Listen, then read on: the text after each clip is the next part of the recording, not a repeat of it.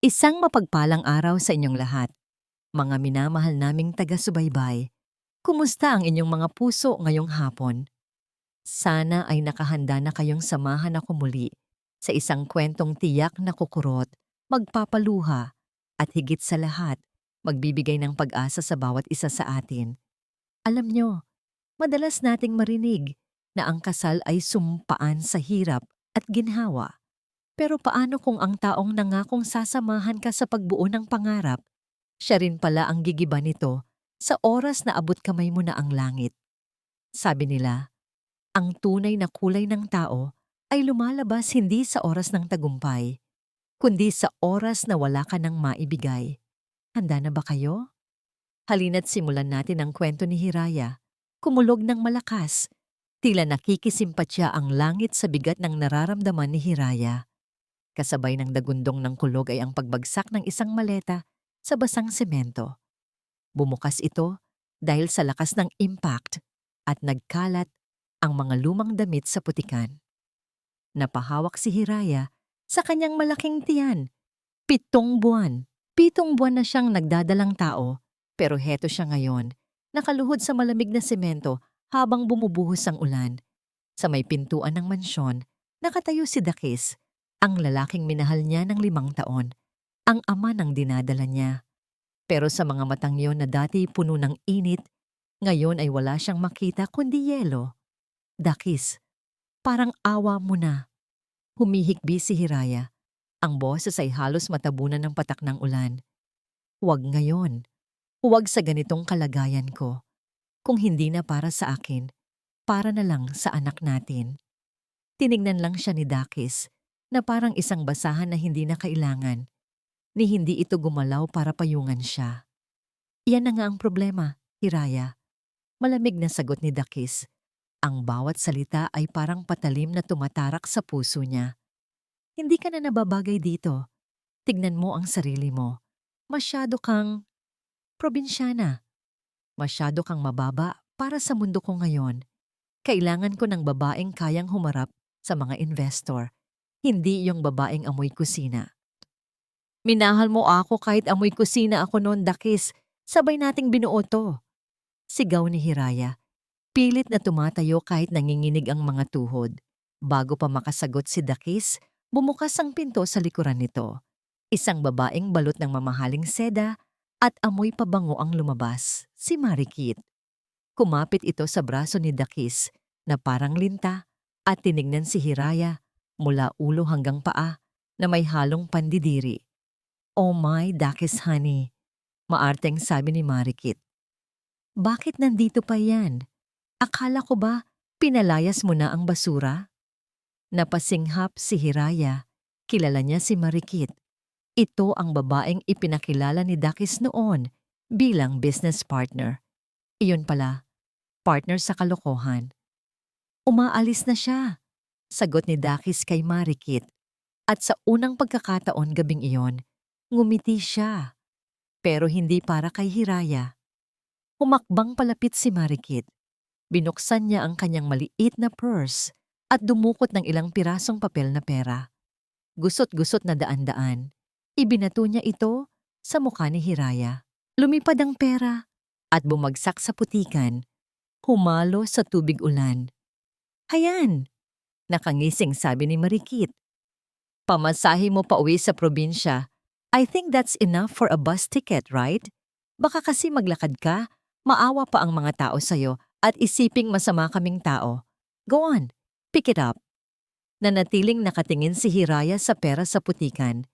Ang dignidad niya ay parang niyuyurakan ng takong ng sapatos ni Marikit. Gusto niyang sumigaw. Gusto niyang lumaban. Pero naramdaman niya ang pagsipa ng sanggol sa kanyang sinapupunan. Isang sipa ng buhay, isang paalala. Kung lalaban siya ngayon ng pisikalan, baka mapahamak ang anak niya. Wala siyang laban sa mga gwardya. Wala siya ng laban sa impluwensya ni Dakis. Dahan-dahang pinulot ni Hiraya ang mga damit niya at isinilid muli sa sira-sirang maleta. Hindi niya pinulot ang pera. Tumayo siya, basang-basa, at tumingin ng diretso sa mata ni Dakis. Tandaan mo ang gabing ito, Dakis. Bulong ni Hiraya, pero sapat para marinig ng lalaki. Darating ang araw ang mga luhang ito. Magiging lason na papatay sa inyo. Tumalikod siya. Mabigat ang bawat hakbang.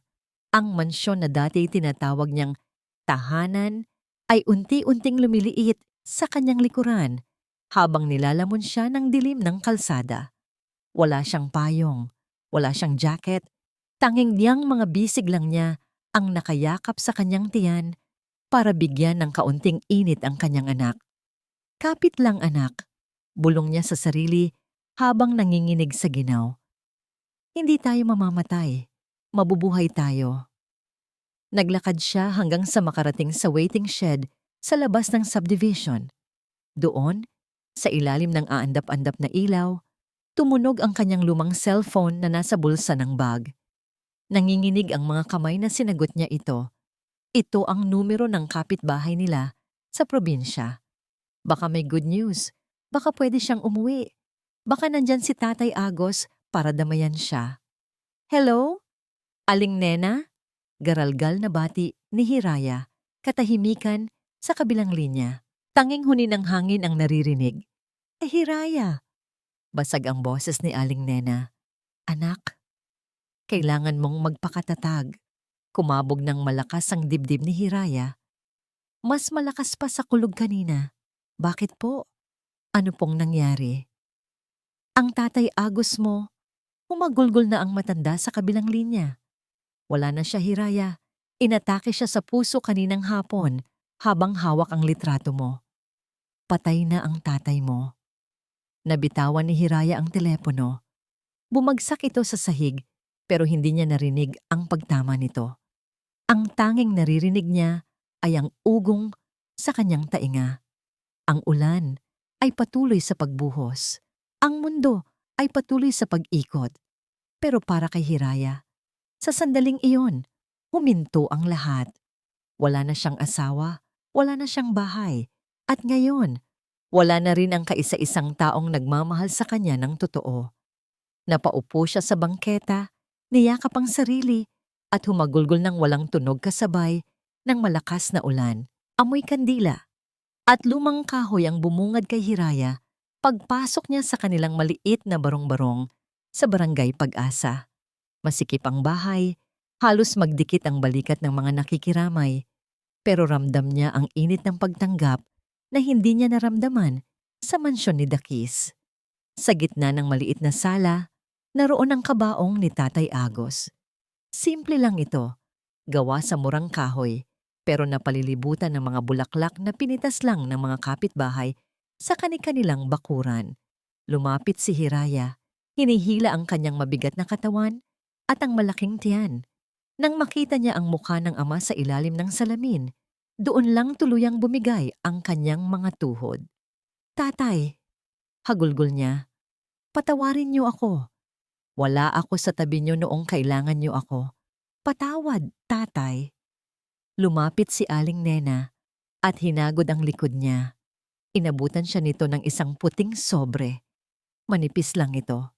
Alam ni Hiraya na ito ang inipon na abuloy ng mga kapitbahay. Kahit hikahos sila sa buhay, nagbigay pa rin sila ng tigli-5 piso, tigsa 10 piso. Ito ang yaman ng mahihirap, ang damayan. Nang matapos ang libing, naiwan si Hiraya sa loob ng bahay. Tahimik na. Tanging ang huni ng kuliglig ang naririnig. Pumasok si Aling Nena dala ang isang bagay na pamilyar kay Hiraya. Isang lumang lata ng biskwit. Kinakalawang na ito sa gilid at puno ng gasgas ang pintura. Ito ang bangko ng tatay niya. Dito nito itinatago ang barya para sa pambili ng gamot o bigas. Habili ng tatay mo, malungkot na sabi ni Aling Nena. Ibigay daw sa'yo kapag wala na siya. Sabi niya, ito lang ang maipapamana niya sa'yo at sa apo niya. Tinanggap ni Hiraya ang lata. Mabigat ito. Akala niya ay puno ito ng barya. Nang umalis si Aling Nena, dahan-dahang binuksan ni Hiraya ang takip ng lata. Krrrk! Tunog ng kalawang na pilit bumubukas. Pero hindi barya ang laman nito. Walang kumilansing. Sa halip, Tumambad sa kanya ang mga ngalumang papel na naninilaw na sa tagal ng panahon. Sa ibabaw nito ay isang sulat kamay ng kanyang ama. Kinuha niya ang sulat. Nanginginig ang kamay na binasa niya ito. Sa aking pinakamamahal na Hiraya, kung binabasa mo ito, ibig sabihin ay payapa na ako. Patawad kung itinago ko sa iyo ang katotohanan. Natakot ako, anak. Natakot ako na baka baguhin ng pera ang puso mo, gaya ng ginawa nito sa lolo mo at sa akin noon. Pinili kong mamuhay tayo ng simple para matutunan mo na ang tunay na halaga ng tao ay wala sa bulsa, kundi sa pagkatao. Pero ngayon, alam kong kailangan mo ito, hindi para maghiganti, kundi para protektahan ang sarili mo. Ang papel sa ilalim nito ay sayo. Gamitin mo ng tama. Napakunot ang noo ni Hiraya. Inilapag niya ang sulat at kinuha ang makapal na dokumento sa ilalim. Nanlaki ang kanyang mga mata. Hindi siya makapaniwala sa nakasulat. Certificate of Stock Ownership, Lampara Holdings, nakapangalan kay Agos Magbanwa. At sa ibaba, may deed of donation na nakapangalan na sa kanya kay Hiraya Magbanwa. 60%. Siya ang nagmamay-ari ng 60% ng pinakamalaking financial firm sa bansa. Ang kumpanyang nilalapitan ng lahat ng negosyante. Kasama na ang asawa niyang si Dakis. Hindi maari. Bulong ni Hiraya. Tatay? Paano? Biglang may kumatok sa pinto. Hindi ito katok ng kapitbahay. Ito ay katok na may awtoridad. Matalim. Sigurado. Tumayo si Hiraya, hawak ang dibdib at binuksan ang pinto. Sa labas ng kanilang barong-barong, sa gitna ng maputik na daan, nakaparada ang isang itim at makintab na sasakyan. Mula rito ay bumaba ang isang lalaking nasa edad 30, nakasuot ng mamahaling suit na mukhang hindi nababagay sa lugar na yon. Matangkad, seryoso ang muka at may dalang briefcase. Lumapit ang lalaki kay Hiraya at yumuko bilang paggalang. Magandang gabi, binibining Hiraya. Bati nito sa baritonong boses. Ako si Attorney Calon Dumagat, ang personal na abogado ng iyong ama sa loob ng 3 dekada. Abogado? Naguguluhang tanong ni Hiraya. Pero mahirap lang kami. Iyon ang pinili niyang buhay. Sagot ni Calon, sabay sulyap sa kalawanging lata na hawak pa rin ni Hiraya. Pero oras na para tanggapin mo ang tunay mong kapalaran. Pumasok si Calon sa loob kahit masikip. Ibinaba niya ang briefcase at naglabas ng mga dokumento na kapareho ng nasa lata, pero mas bago at legal na selyado. Matagal na akong naghihintay sa araw na ito, Madam President. Seryosong sabi ni Calon. Tinitigan niya si Hiraya diretso sa mata. Alam kong kagagaling mo lang sa isang unos. Pagpapatuloy ni Calon. Alam ni Hiraya na hindi lang bagyo ang tinutukoy nito, kundi ang ginawa ni Dakis. May kapangyarihan ka na ngayon para baguhin ang ihip ng hangin. Napahawak si Hiraya sa kanyang tiyan. Ang takot na naramdaman niya kanina ay unti-unting napapalitan ng isang kakaibang init. Init ng posibilidad. Anong ibig mong sabihin? Tanong ni Hiraya. Inilapag ni Calon ang isang folder sa mesa. Sa pabalat nito ay may nakalagay na pangalan. Torralba Trading Corporation, ang kumpanya ni Dakis. Nalaman ko na ang kumpanya ng iyong dating asawa ay nasa bingit ng pagkalugi. Paliwanag ni Calon ng walang emosyon. Naghahanap sila ng investor at sa hawak mong yaman ngayon, Hiraya. Kaya mong bilhin ang kumpanya niya nang hindi nababawasan ng kahit katiting ang pondo mo. Katahimikan. Tumingin si Hiraya sa kalawanging lata, tapos sa mga dokumento, at huli sa folder na may pangalan ni Dakis. Naalala niya ang ulan, ang pagtataboy, ang pang-iinsulto ni Marikit. Dahan-dahang nag-angat ng tingin si Hiraya kay Calon. Sa unang pagkakataon matapos ang maraming araw, may dumaang kislap sa kanyang mga mata na namugto sa kaiiyak. Attorney, matatag na sabi ni Hiraya. Tulungan mo ako. Turuan mo ako. Ngumiti ng tipid si Kalon. Masusunod, madam. Simulan na nating singilin ang mga may utang sa inyo. Pinanood ni Kalon ang babaeng nasa harap niya. Kung titingnan mo siya 6 na buwan ang nakakaraan, hindi mo aakalain na siya ang parehong tao na nakita niyang umiiyak sa gitna ng ulan sa Barangay Pag-asa. Ngayon, nakatayo si Hiraya sa gitna ng isang malawak at modernong opisina sa itaas na palapag ng Lampara Tower. Ang kanyang mahabang buhok na dati nakatali lang ng basta, ngayon ay hanggang balikat na lang, isang slick bob cut na nagpatingkad sa kanyang matapang na panga at matatalas na mata. Ayusin mo ang likod mo, Hiraya, utos ni Kalon sa malamig na boses. Ang isang bilyonaryo ay hindi yumuyuko sa harap ng kahit na sino. Ang mundo ang dapat yumuko sa'yo. Huminga ng malalim si Hiraya. Ituwid niya ang kanyang tindig.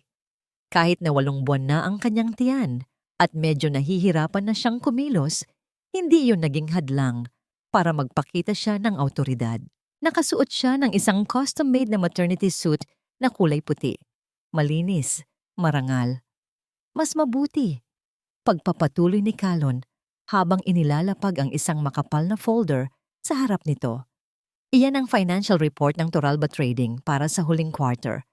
Gaya ng inaasahan, pabagsak na sila. Ang mga utang ni Dakis sa mga bangko ay abot langit na. Kinuha ni Hiraya ang report. Mabilis niyang binasa ang mga numero. Sa nakalipas na 6 na buwan, hindi lang paglalakad at pananamit ang itinuro ni Kalon. Tinuruan niya rin si Hiraya kung paano magbasa ng mga graph, paano makipagnegosasyon, at paano makakita ng kahinaan sa bawat kumpanya. Gusto niyang kumuha ng loan sa atin, tama? Tanong ni Hiraya. Ang kanyang boses ay wala ng bakas ng pag-aalinlangan. Ngayon, ito ay kalmado at puno ng determinasyon. Hindi lang basta loan, sagot ni Kalon. Gusto niyang isalba natin ang kumpanya niya kapalit ng malaking porsyento ng shares, pero hindi niya alam na ikaw ang kausap niya. Ang alam lang ng publiko, may bagong Lady H na pumalit sa pwesto ng yumaong Agos Magbanua. Lumapit si Hiraya sa malaking salamin na dingding ng opisina. Mula roon tanaw niya ang buong syudad. Sa isang sulok, nakikita niya ang maliit na building ng Toralba Trading.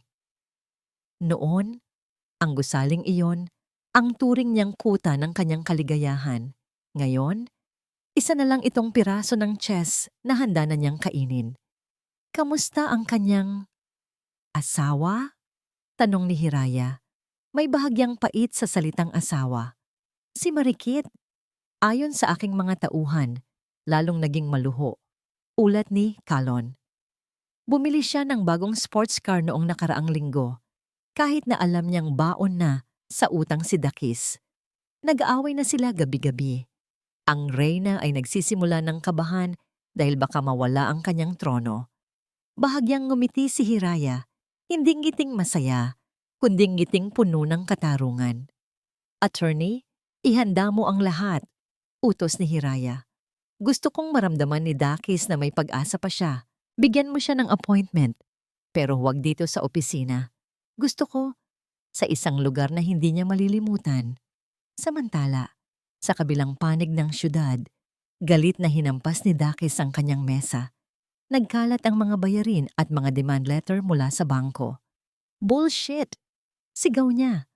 Bakit lahat sila ayaw akong pautangin? Pumasok si Marikit sa opisina niya. Bit-bit ang maraming shopping bags mula sa mga mamahaling butik.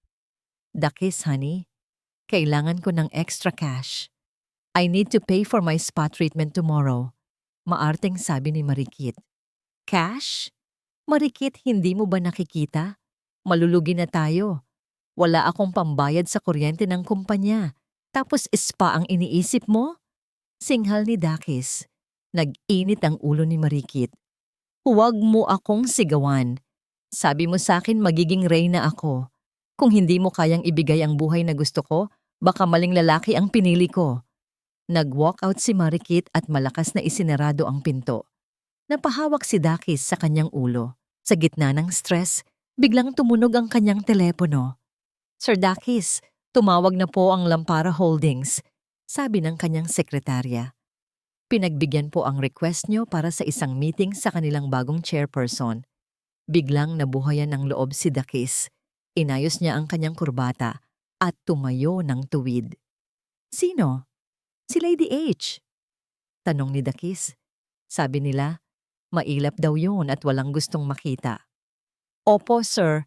Pero ang sabi ng kanilang abogado na si Attorney Calon, gusto raw kayong makausap ni Lady H ng personal.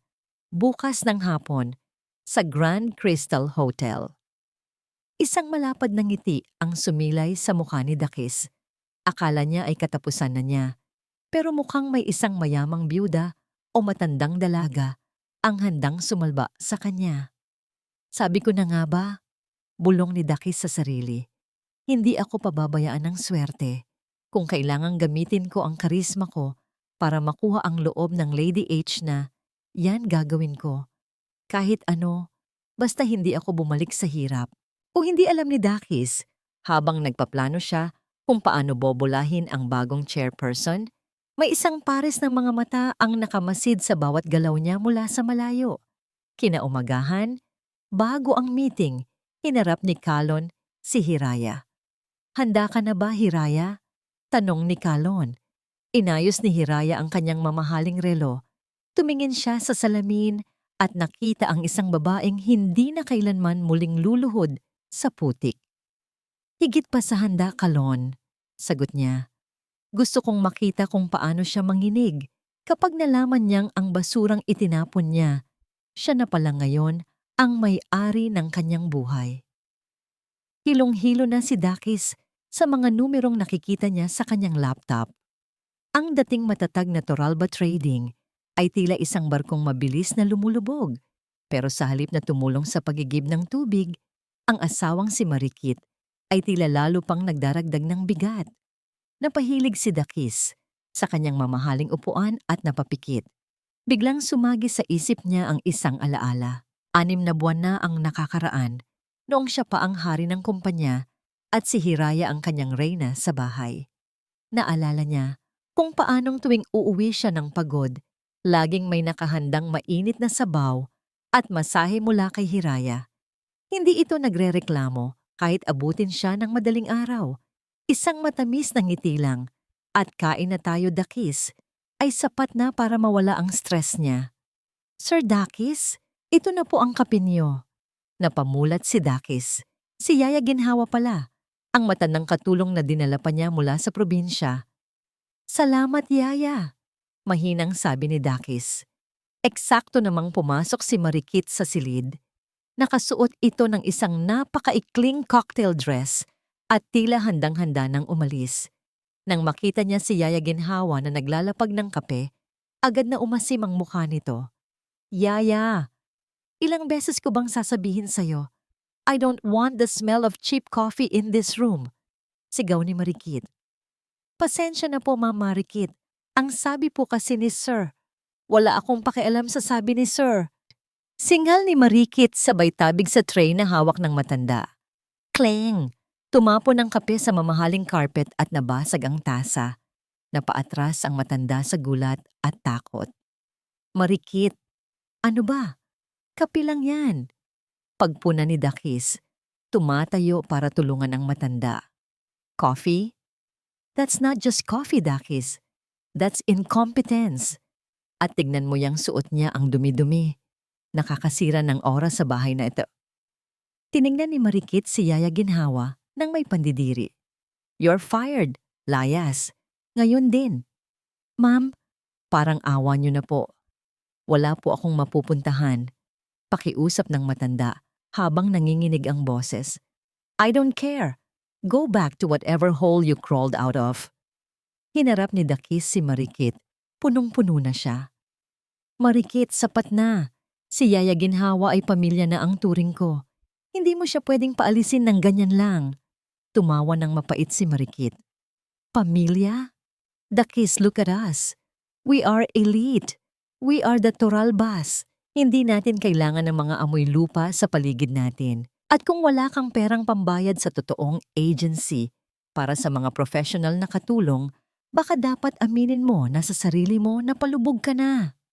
Tumalikod si Marikit at padabog na lumabas ng kwarto. Iniwan si Dakis na nakatayo sa gitna ng mga basag na piraso ng tasa. Sa sandaling iyon, parang nagising si Dakis sa isang masamang panaginip. Ang babaeng akala niya ay magdadala sa kanya sa rurok ng tagumpay dahil sa ganda at koneksyon nito ay siya palang unti-unting sumisira sa kanyang pagkatao. Napatingin siya sa bakanting upuan sa sulok ng kwarto kung saan laging nakaupo si Hiraya noon habang nagtatahi ng mga damit ng sanggol.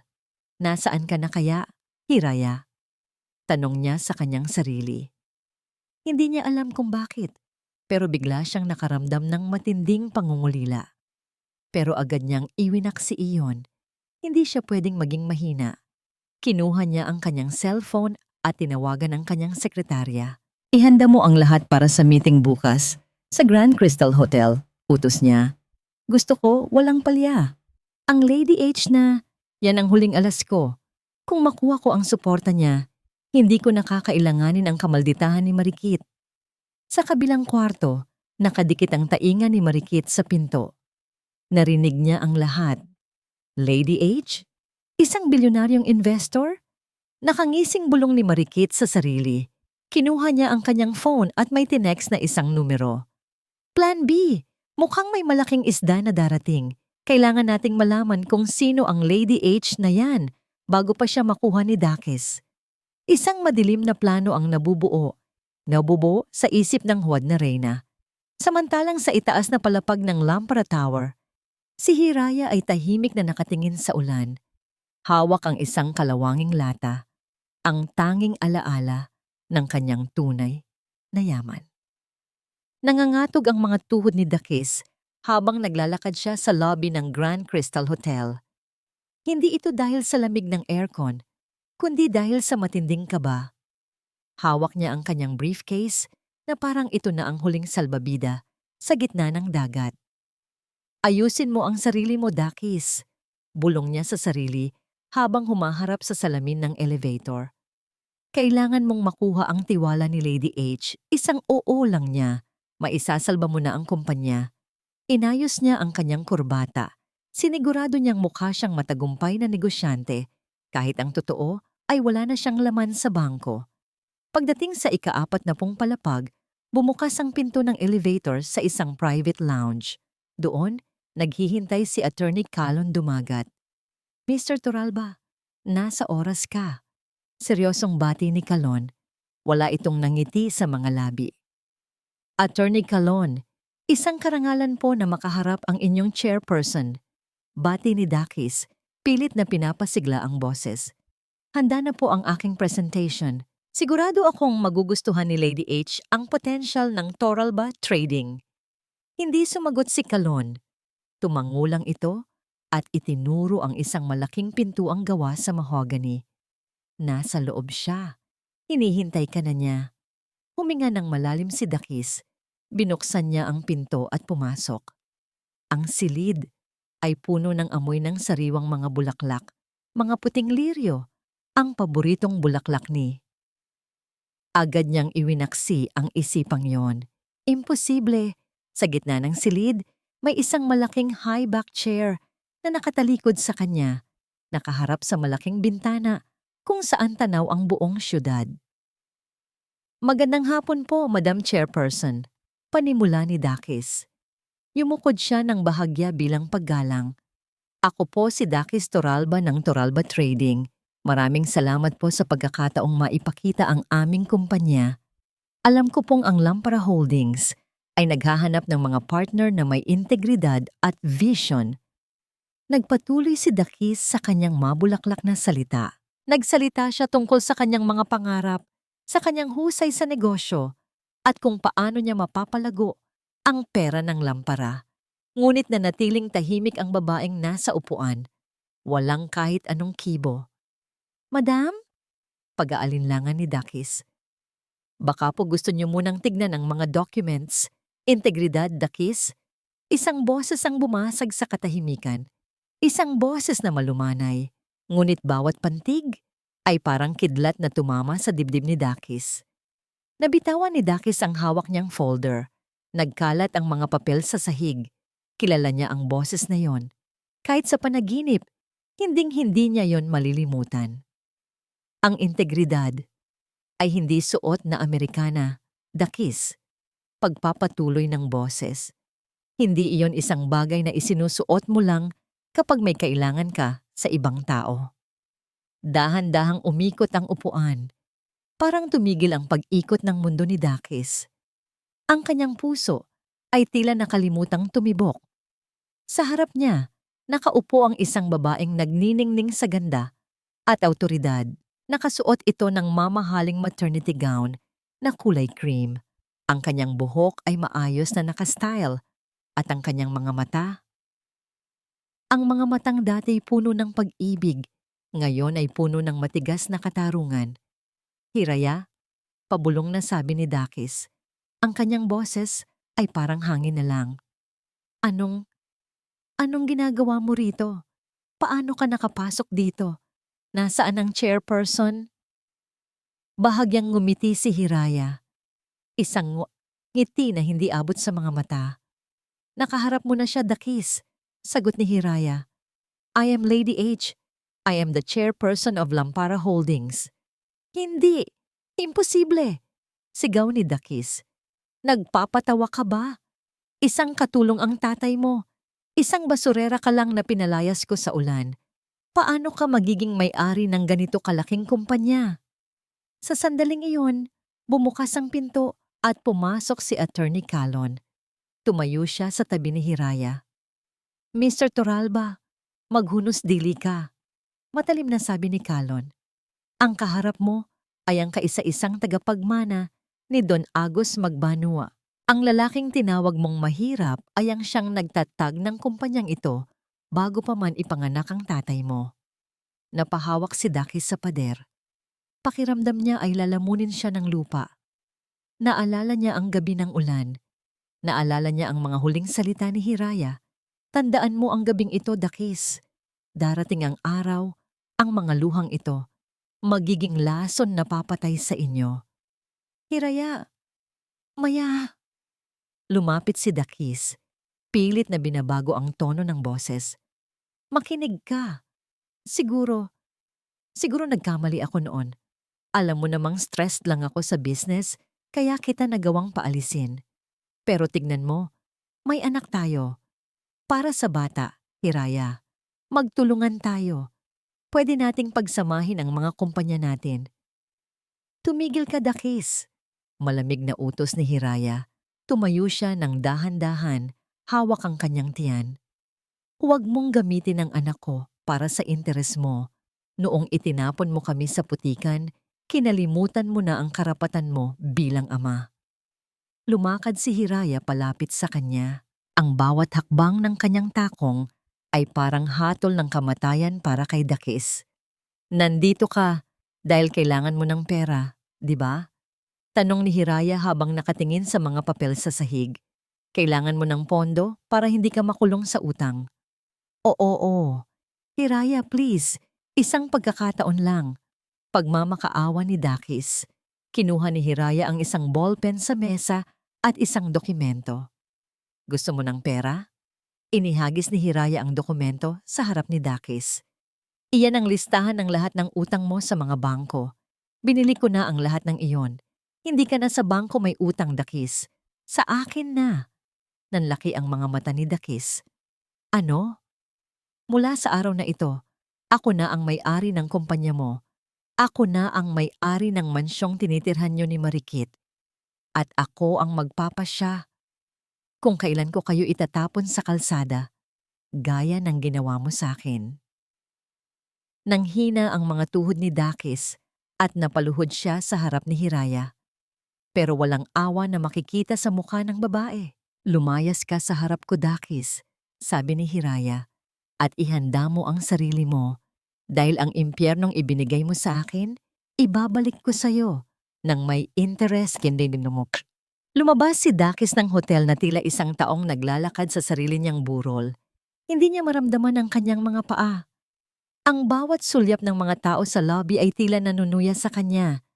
Ang dati niyang taas noong lakad ay napalitan ng baluktot na tindig. Dala ang bigat ng katotohanang ang kaisa-isang taong kaya siyang isalba ay ang babaeng pinakasinaktan niya. Pagbalik niya sa kanyang opisina, sumalubong sa kanya ang kanyang sekretarya na may dalang makapal na asul na folder. Sir Dakis, dumating po ito mula sa Lampara Holdings. Sabi ni Attorney Calon, ito raw po ang final ultimatum ni Lady H. Kabado nitong sabi. Nanginginig ang kamay na kinuha ni Dakis ang folder. Pagbukas niya, tumambad sa kanya ang isang dokumento na may titulong Debt Restructuring and Management Transfer. Pero hindi ang mga legal na salita ang kumuha ng atensyon niya, kundi ang isang sulat na naka-attach sa dulo. Dakis, hindi ako negosyanteng walang puso, pero ako ay biktima ng kawalang puso mo. Kung gusto mong hindi ko tuluyang kumpiskahin ang lahat ng ari-arian mo at ipakulong ka sa kasong estafa dahil sa mga nakita naming butas sa kumpanya mo, may mga kondisyon ako. Napalunok si Dakis. Binasa niya ang mga kondisyon. Una, kailangan niyang magsagawa ng isang public apology sa pamamagitan ng isang press conference kung saan aaminin niya ang lahat ng pagkukulang niya bilang asawa at ang kanyang mga maling desisyon sa negosyo. Pangalawa, kailangan niyang putulin ang lahat ng koneksyon kay Marikit Velez. Hiwalayan si Marikit, bulong ni Dakis. Sa gitna ng kanyang pagbabasa, biglang bumukas ang pinto. Si Marikit, suot ang isang mamahaling sunglasses at bitbit ang isang designer bag na ang halaga ay sapat na para magpakain ng isang barangay sa loob ng isang buwan. Dakis, why aren't you answering my calls? I saw a limited edition watch sa mall and I need you to swipe your card for me. Ngayon na, bago pa makuha ng iba. Marting sigaw ni Marikit habang hindi man lang tinitignan ang namumutlang mukha ng lalaki. Dahan-dahang inangat ni Dakis ang kanyang tingin. Tinitigan niya si Marikit, ang kanyang ayos na mukha, ang kanyang makinis na balat, at ang kanyang mga mata na walang ibang nakikita, kundi ang pera sa kanyang wallet. Biglang bumalik sa alaala ni Dakis si Hiraya. Si Hiraya na noon ay kontento na sa simpleng t-shirt at maong. Basta't magkakasama silang kumakain ng hapunan. Si Hiraya na ang tanging hiling ay ang pagmamahal niya, hindi ang kanyang credit card. Wala na akong pera, Marikit, mahinang sabi ni Dakis. What? Stop joking, Dakis. Hindi nakakatawa. Alam kong galing ka sa meeting sa Lady H na yan. So, how was it? Nakuha mo ba ang loan? Lumapit si Marikit at nairita nang makitang hindi gumagalaw si Dakis. Dakis, I'm talking to you. Sabi ko wala na akong pera. Sigaw ni Dakis, sabay hampas sa mesa. Ang kumpanya ko, ang bahay natin, pati ang kotseng minamaneho mo. Lahat yan pag-aari na ni Lady H. At alam mo ba kung sino si Lady H? Si Hiraya, ang asawang itinapon ko para sa'yo. Nanlaki ang mga mata ni Marikit. Nawala ang kanyang poise. Ano? Ang basurerang yun? Imposible. Baka nagkakamali ka lang, Dakis.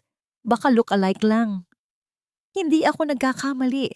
Siya yun, Marikit. At heto ang kondisyon niya. Inihagis ni Dakis ang folder sa harap ni Marikit. Para hindi ako mabulok sa kulungan, kailangan kitang palayasin sa buhay ko. Kinuha ni Marikit ang folder at binasa ang mga kondisyon. Sa halip na umiyak o magmakaawa, isang nakakangilong tawa ang kumawala sa kanyang mga labi. So yun pala ang laro niya, sabi ni Marikit. Ang boses ay naging matalim at malamig. Akala niya ganoon lang kadali yun. Akala niya dahil may pera na siya, kaya na niyang diktahan ang lahat. Tinignan ni Marikit si Dakis ng may halong pandidiri. At ikaw naman, maniniwala ka? Susunod ka sa kanya? Magiging tuta ka ng ex-wife mo? Wala akong choice, Marikit. Ayokong makulong. Choice? Laging may choice, Dakis. Lumapit si Marikit at hinawakan ang mukha ni Dakis, pero wala nang lambing sa kanyang hawak. Kung ayaw mong mawala ang lahat, kailangan nating kumilos. Kung ayaw mong mapunta sa kanya ang kumpanya, sisiguraduhin nating wala siyang kumpanyang babalikan. Anong ibig mong sabihin? Kabado ang boses ni Dakis. Huwag mo nang alamin. Basta pirmahan mo ang mga papers na ibibigay ko sa'yo mamaya. I'll handle Lady H. Nakangising sabi ni Marikit. Tumalikod si Marikit at lumabas ng opisina. Paglabas niya sa hallway, agad niyang kinuha ang kanyang cellphone. Hello? I have a job for you. Bulong ni Marikit sa kabilang linya. May kailangan tayong patahimikin. Isang babaeng buntis. Gawin mong mukhang accident. I'll pay you double of what you usually ask. Just make sure Lady H never sees her twins. Hindi alam ni Marikit na sa loob ng opisina, narinig ni Dakis ang huling bahagi ng kanyang sinabi dahil hindi nito naisara ng maayos ang pinto. Napaupo si Dakis sa sahig, nanginginig ang buong katawan. Doon lang niya napagtanto ang laki ng kasalanang ginawa niya. Hindi lang pala gold digger ang dinala niya sa kanyang buhay, kundi isang demonyo. Sa kabilang banda, si Hiraya ay nakaupo sa kanyang terrace, nakatingin sa mga bituin habang hinahaplos ang kanyang tiyan. Sandali na lang anak, bulong niya. Makukuha rin natin ang hustisya. Biglang tumunog ang kanyang phone, isang unknown number. Lady H, be careful! Isang boses ng lalaki ang narinig niya. Boses ni Dakis na punong-puno ng takot. Hindi titigil si Marikit. Alam na niya, tumakas ka na Hiraya, bago pa huli ang lahat. Bago pa makasagot si Hiraya, naputol na ang linya. Hindi nagustuhan ni Marikit ang pakiramdam ng pagiging dehado. Para sa kanya, ang buhay ay isang paligsahan kung saan ang pinakatusong manlalaro ang laging nananalo. Habang nakatingin siya sa salamin ng kanyang kwarto, maingat niyang tinitignan ang kanyang mukha. Akala mo, Hiraya, nakuha mo na ang lahat dahil lang mayaman ka na? Bulong ni Marikit sa kanyang sarili habang may hawak na matalim na herb. Ang pera ay madaling makuha, pero ang reputasyon, kapag nadumihan, mahirap nang linisin. Isang malademonyong plano ang nabuo sa kanyang isip. Alam niyang sa mundo ng mga elitista, ang imahe ay lahat. Kung magagawa niyang palabasin na ang bagong chairperson ng Lampara Holdings ay isang marahas na babaeng nananakit ng kapwa, mawawala ng tiwala ang mga investor dito. Kinaumagahan, pumunta si Marikit sa Lampara Tower. Hindi siya nagsuot ng magarbo. Sa halip, pumili siya ng isang simpleng bestido na mukhang luma at hindi siya nag-makeup ng husto para magmukhang maputla at kaawa-awa. Nandito po ako para humingi ng tawad kay Lady H, sabi ni Marikit sa receptionist. Ang boses ay sadyang pinalungkot at may halong panginginig.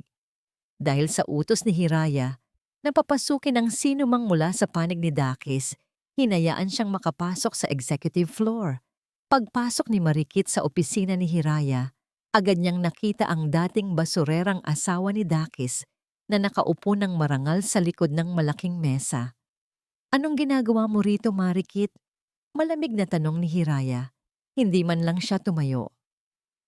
Hiraya. Maya. Lumapit si Marikit at biglang lumuhod sa sahig. Patawarin mo ako. Hindi ko alam na ikaw pala ang nasasaktan ko noon. Kung alam ko lang ang totoo, hindi ko papayagan si Dakis na saktan ka. Tinitigan siya ni Hiraya nang may halong pagkasuklam. Tumayo ka riyan, Marikit. Huwag mong dumiin ang sahig ko ng pekeng mga luha mo. Hindi ito peke, Hiraya. Nagmamakaawa ako. Umiiyak na sabi ni Marikit. Huwag mong kunin ang lahat sa amin. Saan kami pupunta? Parang awa mo na. Buntis ka rin. Alam mo kung gaano kahirap ang walang matitirhan. Habang hagulgol siya, palihim namang gumagala ang kanyang mga mata. Wari sinisigurong may makakarinig sa labas. Umalis ka na bago ko tawagin ang security. Malamig na sabi ni Hiraya habang tumatayo upang iwanan siya. At doon pumasok ang tunay na plano ni Marikit. Nang tumalikod si Hiraya para kumuha ng tubig, mabilis na kumilos si Marikit. Sinadya niyang itulak ang isang plorera sa gilid ng mesa, dahilan upang bumagsak ito sa sahig at lumikha ng malakas na ingay. Agad niyang ginulo ang kanyang buhok, hinila ang manggas ng kanyang damit, at napaatras na parang nawalan ng balanse. Aray! Hiraya! Huwag! Patawad! Bigla niyang sigaw, malakas, puno ng sindak, sapat upang umalingaw-ngaw sa labas at makaakit ng pansin ng mga empleyado. Napalingon si Hiraya, gulat na gulat, hindi maintindihan kung ano ang biglang nangyari. Anong ginagawa mo? Bago pa matapos ni Hiraya ang sasabihin, biglang tumakbo si Marikit patungo sa pintuan at binuksan ito ng malakas. Nadapa siya sa hallway sa harap ng maraming empleyado at ilang miyembro ng board na katatapos lang ng meeting. Tulong! Tulungan niyo ako! Sigaw ni Marikit habang humahagulgol. Pinapatay niya ako. Dahil lang kailangan ko ng tulong, sinaktan niya ako. Tignan niyo ang ginawa niya. Ipinakita ni Marikit ang kanyang mga gasgas at ang punit-punit na damit. Ang mga tao ay nagsimulang magbulungan. Ang ilan ay mabilis na kinuha ang kanilang mga phone para kumuha ng video. Eksakto namang pumasok ang mga vlogger na binayaran ni Marikit para mag-abang sa labas ng building. Mabilis silang nakalusot sa security at nagsimulang mag-live stream. Live po tayo rito sa Lampara Tower. Ang bagong chairperson na si Lady H na nakit daw ng isang babaeng humihingi lang ng tulong. Tignan niyo po ang biktima. Sigaw ng isang vlogger sa kanyang kamera. Lumabas si Hiraya mula sa kanyang opisina, kalmado, pero bakas ang pagkagulat sa kanyang mukha. Nakita niya si Kalon na mabilis na tumatakbo palapit sa kanya. Hiraya, anong nangyari? Tanong ni Kalon, pilit na humaharang sa mga kamera. Lady H, bakit niyo po ginawa ito? Tanong ng isang reporter na biglang sumulpot. Dahil ba ito sa selos? Dahil ba asawa siya ng dati niyang kompetensya? Napangiti ng palihim si Marikit habang nakasubsob ang mukha sa sahig. Nagtagumpay siya. Ang balita ay mabilis na kumakalat sa social media. Sa loob ng ilang minuto, ang stock ng Lampara Holdings ay nagsimulang bumagsak dahil sa iskandalo. Hindi ko siya sinaktan, matatag na sabi ni Hiraya sa harap ng mga kamera. Sinungaling! Sigaw ni Marikit habang pilit na tumatayo. Sino ang maniniwala sa'yo? Wala namang ibang tao sa loob. Tignan niyo ang mga pasa ko. Hayop ka, Hiraya. Akala mo kung sino ka nang dahil sa pera mo. Nagkagulo ang mga tao. Ang mga flash ng kamera ay parang kidlat na bumubulag kay Hiraya. Pakiramdam niya ay bumabalik siya sa gabi ng ulan, kung saan lahat ng tao ay nakatingin sa kanya ng may panghuhusga. Ngunit sa gitna ng gulo, lumapit si Kalon sa tainga ni Hiraya. Hayaan mo silang mag-ingay, Hiraya. Bulong ni Kalon. Hayaang ilabas ni Marikit ang lahat ng baho niya. Hindi niya alam. Ang bawat salitang sinasabi niya ay magiging pako sa sarili niyang kabaong. Tumingin si Hiraya kay Marikit. Ang takot sa kanyang mga mata ay napalitan ng isang malamig na titig. Sigurado ka ba sa ginagawa mo, Marikit? Tanong ni Hiraya. Oo, at sisiguraduhin kong babalik ka sa putikan kung saan ka nanggaling. Sigaw ni Marikit. Biglang tumunog ang malalaking screen sa lobby ng building. Isang video ang biglang nag-play. Lahat ng tao ay napahinto at tumingin sa screen. Ang video ay mula sa loob ng opisina ni Hiraya. Isang view na hindi inaasahan ni Marikit. Nanigas ang lahat sa kinatatayuan nila. Ang mga vlogger na kanina ay halos isaksak ang kamera sa mukha ni Hiraya ay dahan-dahang ibinaling ang kanilang mga lens sa malalaking monitor sa lobby. Maging si Marikit, na kanina ay humahagulgol sa sahig, ay dahan-dahang nag-angat ng tingin. Ang kanyang maputlang mukha ay lalong namuti, hindi dahil sa makeup, kundi dahil sa matinding takot. Sa screen, malinaw na malinaw ang bawat galaw sa loob ng opisina ni Hiraya. Kitang-kita kung paanong ang chairperson ay tahimik lang na nakaupo habang si Marikit ay parang baliw na hinahampas ang sariling braso ng Florera. Rinig na rinig din ang malakas na pagtawa ni Marikit bago ito sumigaw ng saklolo. Hindi lang basta CCTV ang mayroon sa loob ng opisina ko, Marikit. Malumanay ngunit mariing sabi ni Hiraya habang naglalakad sa gitna ng mga tao. Ito ay isang 360 degree security system na may high-definition audio recording. Ang bawat bulong mo, ang bawat balak mo, nakatala lahat. Umingay ang buong lobby. Ang mga taong kanina ay naaawa kay Marikit ay nagsimulang magbitiw ng masasakit na salita. Ang kapal ng muka, siya pala ang nananakit sa sarili niya. Scammer, manloloko. Eksakto namang pumasok si Dakis sa lobby. Hingal na hingal siya, halatang galing sa pagtakbo. Sa halip na tignan ng screen, agad siyang tumakbo palapit kay Marikit at hinarap si Hiraya ng may galit. Hiraya, tama na ang pagpapahirap sa amin. Sigaw ni Dakis, pilit na ginagamit ang kanyang huling alas, ang pag-arte bilang biktima. Wala na kaming pera, wala na kaming kumpanya, pati ba naman ang dangal ni Marikit ay dudumihan mo pa? Hindi mo ba nakikita? Buntis din siya. May puso ka pa ba? Isang mapait na tawa ang kumawala sa mga labi ni Kalon. Lumapit siya kay Dakis at ipinakita ang screen. Mr. Toralba, bago mo buksan ang bibig mo, tignan mo muna ang asawa mo, sabi ni Kalon. O baka naman, kasabwat ka sa dramang ito? Napatingin si Dakis sa monitor. Nakita niya ang eksena kung saan tinitignan ni Marikit ang kanyang braso habang nakangisi pagkatapos saktan ng sarili. Napako si Dakis sa kanyang kinatatayuan. Hindi siya makapagsalita. Hinarap ni Hiraya ang mga reporter at vlogger. Kalmado siya. Ang kanyang tindig ay tila isang reyna na hindi matitibag ng anumang bagyo. Ang integridad ay hindi nakukuha sa pagsisinungaling. Panimula ni Hiraya. Inimbitahan ko kayo rito, hindi para panoorin ang dula-dulaan ng babaeng ito. Inimbitahan ko kayo dahil may mas malaking katotohanan na dapat malaman ng publiko. Tumingin si Hiraya kay Kalon na agad namang nagpalit ng video sa screen. Ngayon, hindi na CCTV ang nakikita, kundi mga bank statement at audit reports ng Toralba Trading. Si Mr. Dakis Toralba ay hindi lang isang bigong negosyante, pagpapatuloy ni Hiraya. Base sa investigasyon ng aming legal team, napatunayan naming nagkaroon ng malawakang embezzlement o paglustay ng pondo sa kanyang kumpanya. Ang perang dapat ay para sa sweldo ng kanyang mga tauhan at pambayad sa mga supplier ay ginamit niya para tustusan ang marangyang buhay ni Marikit Velez. Nanlaki ang mga mata ni Dakis. Hindi totoo yan. Gawa-gawa lang yan. Mayroon kaming pirmadong dokumento mula sa mga dummy accounts mo, Dakis. Sabi ni Kalon habang naglalabas ng mga papel mula sa kanyang briefcase.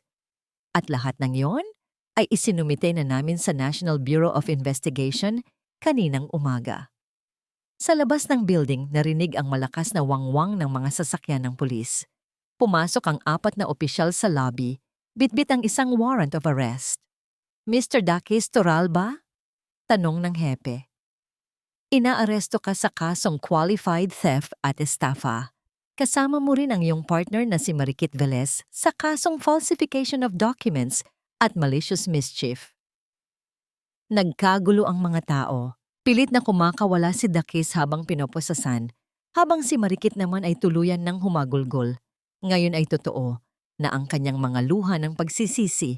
Hiraya! Parang awa mo na! Huwag mong gawin ito! Sigaw ni Dakis habang hinihila siya ng mga pulis. Mahal-mahal kita, Hiraya. Patawarin mo ako.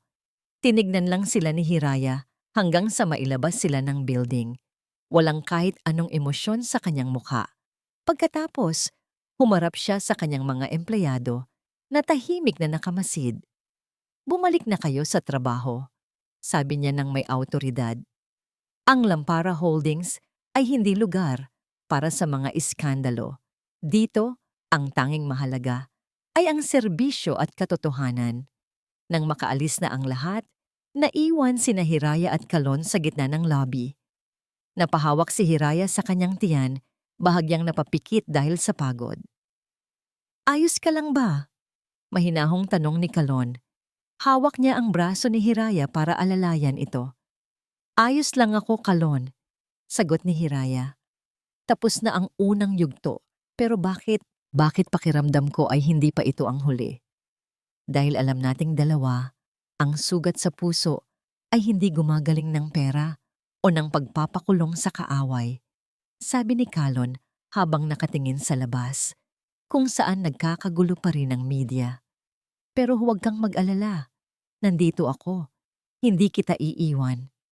Isang mensahe ang biglang dumating sa phone ni Kalon. Binasa niya ito at nagbago ang timpla ng kanyang mukha. Anong problema? Tanong ni Hiraya. Nakatakas si Marikit sa loob ng police car habang papunta sa istasyon, bulong ni Kalon. Kasamang tumakas ang isa sa mga vlogger na binayaran niya. At Hiraya? Ayon sa record, hindi siya buntis. Ang lahat ng yon ay peke. Sa loob ng madilim at mabahong selda, nakaupo si Dakis sa malamig na semento. Wala na ang kanyang mamahaling suit. Suot na niya ngayon ang kulay kahel na uniforme ng mga bilanggo. Ang buhok niyang laging maayos ay gulo-gulo at ang kanyang mga mata ay lubog na sa puyat at kaiiyak. Toral ba? May dalaw ka. Sigaw ng gwardiya habang hinahampas ang rehas. Nabuhayan ng loob si Dakis. Inisip niya na baka si Marikit yon. Baka nakahanap ito ng paraan para piyansahan siya. Baka mahal pa rin siya nito.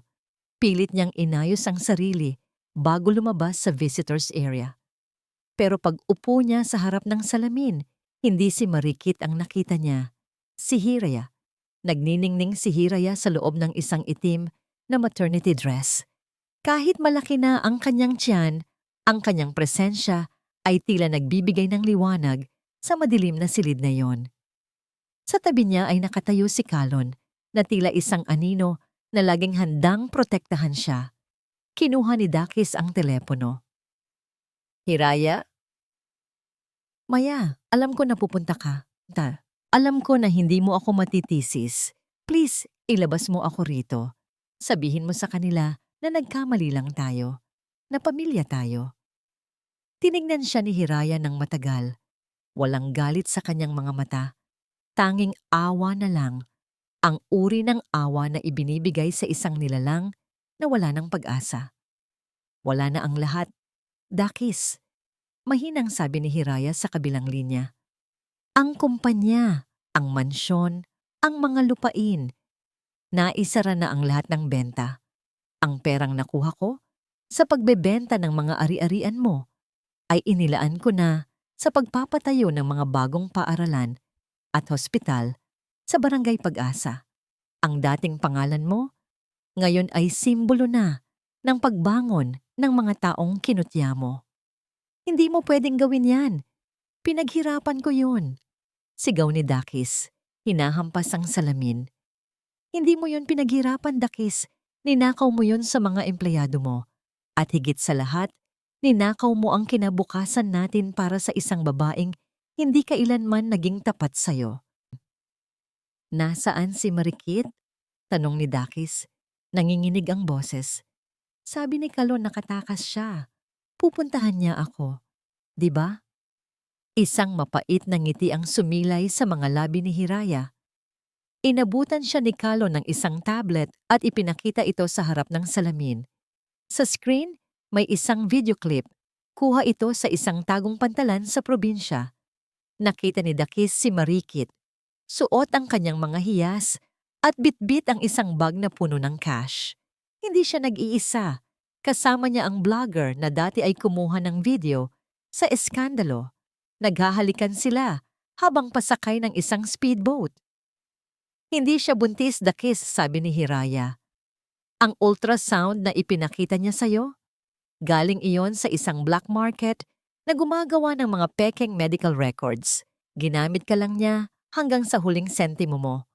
Napahagulgol si Dakis. Ang katotohanan ay parang isang malakas na sampal na nagpabagsak sa kanyang huling pag-asa. Nawala ang lahat. Ang babaeng ipinagpalit niya sa kanyang asawa ay tinatawanan lang siya habang papalaya sa bansa. At heto pa ang isang bagay dakis. Pagpapatuloy ni Hiraya, nahanap na ng mga tauhan ko ang tagong safe mo sa mansyon. Yung safe na akala ni Marikit ay puro pera ang laman. Inilabas ni Hiraya ang isang maliit na bagay mula sa kanyang bag. Ito ang kalawanging lata, ang pamilyar na lata ni Tatay Agos. Hindi pera ang nakita ko sa loob ng safe mo, kundi ang mga liham ni Tatay Agos na itinago mo sa akin noong bago pa lang tayong kasal. Sabi ni Hiraya, ang boses ay nagsisimula ng manginig sa emosyon. Dito mo pala itinago ang mga sulat niya kung saan sinasabi niya ang tungkol sa yaman namin. Alam mo, na simula't simula pa, Dakis. Pinakasalan mo ako hindi dahil mahal mo ako, kundi dahil alam mong darating ang araw na magiging ganito ako, kayaman. Hindi makapagsalita si Dadakis. Yumuko siya. Hindi kayang tignan ang mga mata ni Hiraya. Ginamit mo ang pagmamahal ko para sa kasakiman mo. Bulong ni Hiraya. Pero salamat pa rin. Dahil sa ginawa mo, nahanap ko ang tunay kong lakas. At dahil sa'yo, nalaman ko kung sino ang mga taong dapat kong pagkatiwalaan. Sulyap ni Hiraya kay Kalon na tumango sa kanya ng may buong katapatan. Paalam, Dakis, sabi ni Hiraya. Mabulok ka sa selda mo kasama ang mga alaala ng lahat ng sinayang mo. Ibinalik ni Hiraya ang telepono at tumayo. Pero bago pa siya makahakbang, bigla siyang napahawak sa mesa. Napangiwi siya sa sakit. Hiraya, anong nangyayari? Kabado ang boses ni Kalon. Agad siyang inalalayan sa baywang. Kalon? Ang bata! Bulong ni Hiraya. Lumalabas na ang mga bata. Nanlaki ang mga mata ni Dakis mula sa loob ng selda. Hiraya! Hiraya! Huwag ka nga alis! Anak ko yan! Karapatan ko yan! Pero hindi na siya narinig ni Hiraya. Mabilis siyang binuhat ni Kalon palabas ng visitors area, habang ang mga sigaw ni Dakis ay unti-unting lumalamlam hanggang sa tanging ang tunog na lang ng kanyang sariling paghikbi ang narinig sa loob ng malamig na bilangguan. Mag-isa na si Dakis, walang pera, walang marikit, at wala nang Hiraya na magsasabing, kain na tayo. Nakaluhod siya sa semento. Yakap-yakap ang sarili habang tinatanaw ang papalayong anino ng babaeng minsan niyang tinapon, na ngayon ay nagdadala ng kanyang bukas sa mga bisig ng ibang lalaki. Ang puting kisame ng ospital ang unang nakita ni Hiraya. Amoy gamot at malinis na paligid. Pero sa kabila ng pagod ng kanyang katawan, isang matamis at malambing na tunog ang bumalot sa kanyang pandinig. Ang munting iyak ng dalawang sanggol. Gising ka na pala. Isang malumanay na boses ang narinig niya sa gilid. Si Kalon. Hindi ito umalis sa tabi niya. Ang mga mata nito ay bakasang puyat pero puno ng kagalakan. Inabot ni Kalon sa kanya ang dalawang maliliit na bundle ng kagalakan. Sila ang mga anak mo, Hiraya.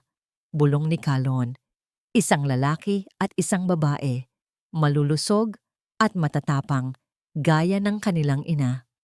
Hinawakan ni Hiraya ang maliliit na kamay ng kanyang mga anak. Ang kanyang mga luha ay pumatak. Pero hindi na ito luhang galing sa sakit.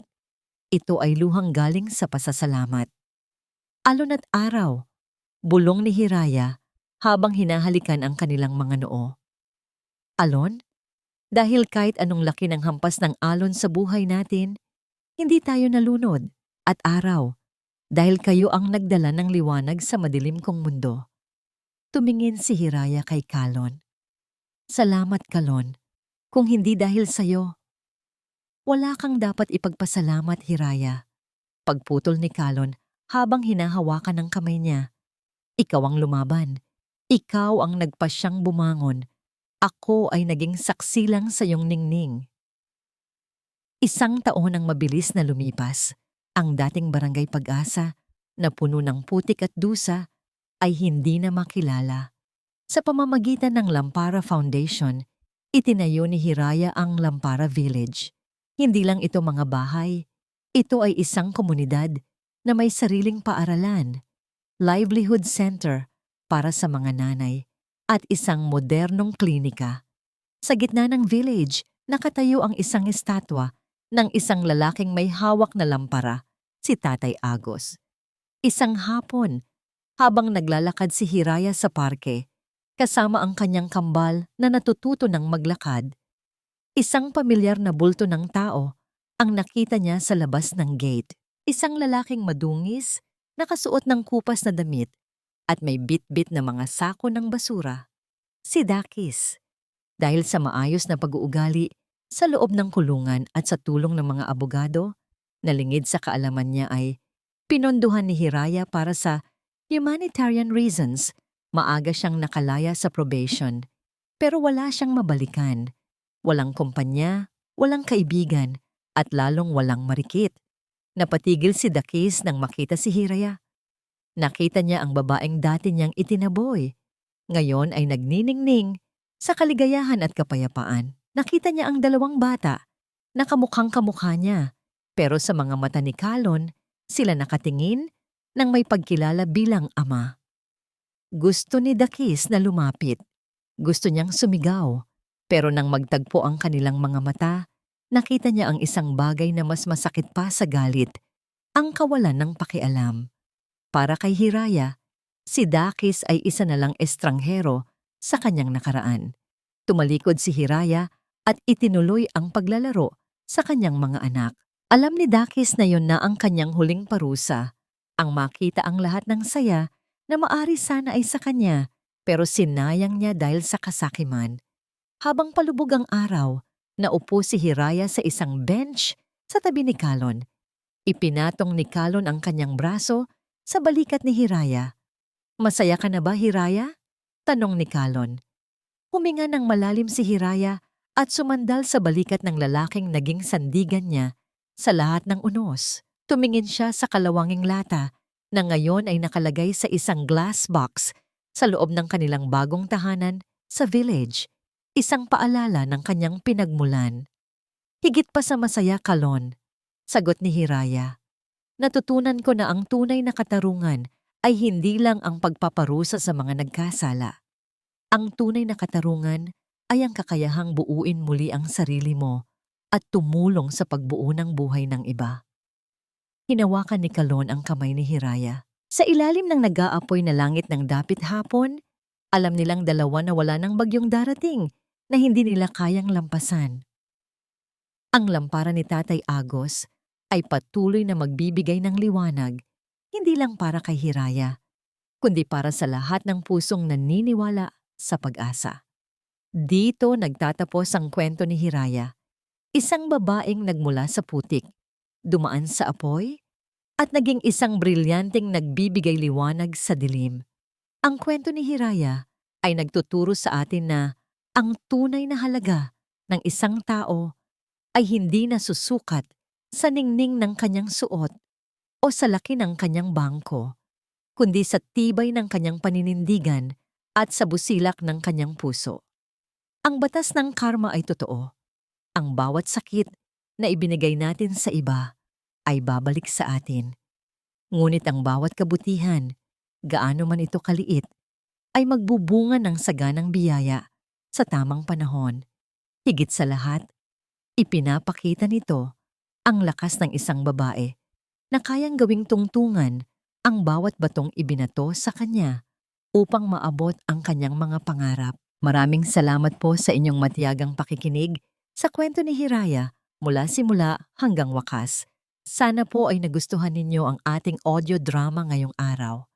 Ano po ang masasabi ninyo sa naging katapusan ni Dakis at Marikit? Karapat-dapat ba ang naging kapalaran nila? I-comment niyo po sa ibaba ang inyong mga saloobin at kung anong klaseng kwento ang gusto ninyong pakinggan sa susunod. Isang kwento ba ng matamis na pag-ibig? O isa pang kwento ng matinding paghihiganti at tagumpay? Hindi dito nagtatapos ang ating paglalakbay.